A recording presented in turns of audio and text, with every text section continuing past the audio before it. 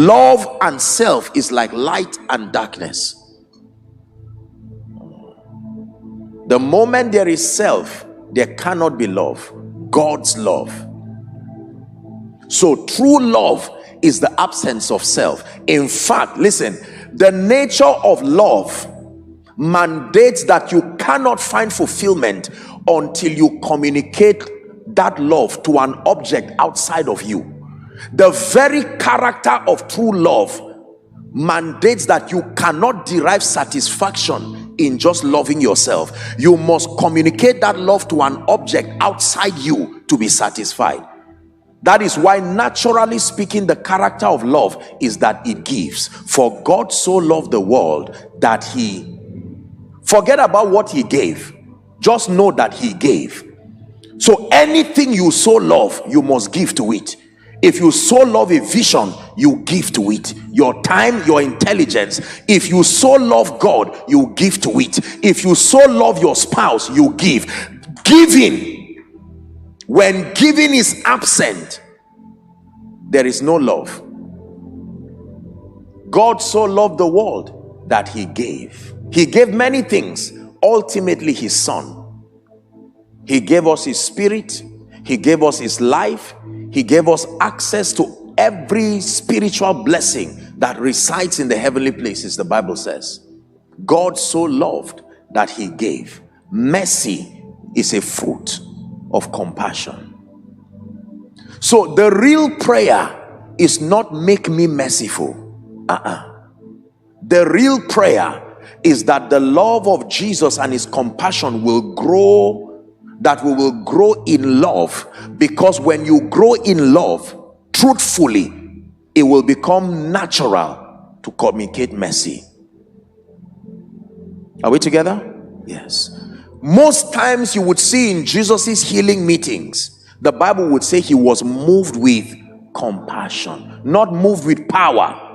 He was moved with compassion. He looked at the people and saw them like sheep without a shepherd. Jesus wept twice in the Bible. One of it was at the tomb of Lazarus. The other was when he looked at Jerusalem. The Bible says he wept over them and said, Jerusalem, Jerusalem, if you had known, even in this your time, the things that pertain for your peace, but now they are hid from you.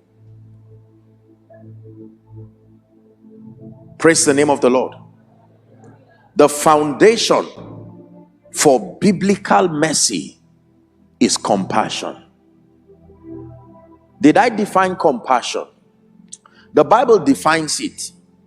And here's my definition of compassion: the ability to be touched with the feelings of people's infirmity is called compassion. The ability, say, for we do not have a high priest who has not been touched with the feelings of our infirmity.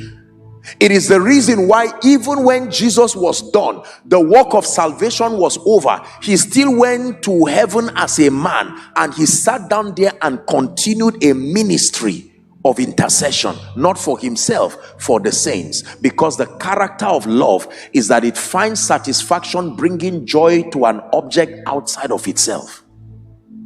He's seated at the right hand of the Father and he makes intercession.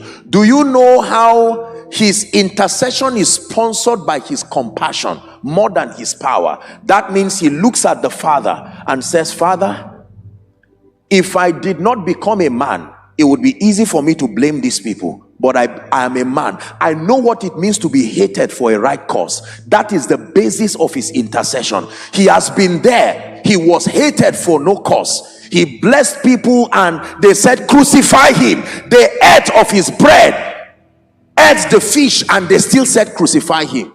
So when he sees someone who is loved for serving God and persecuted in a family, his intercessory ministry is based on the fact that there is a point of contact. Can I tell you this?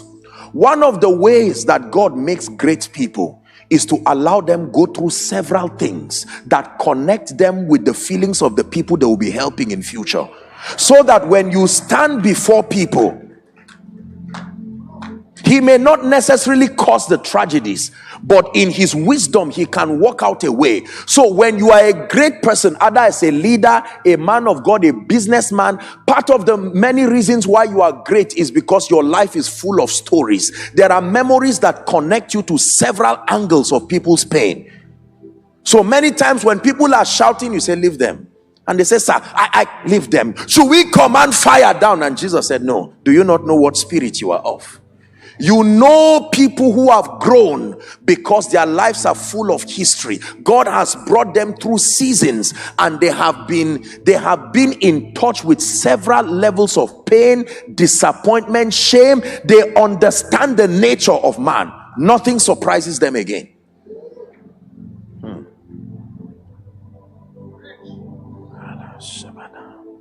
Are you learning?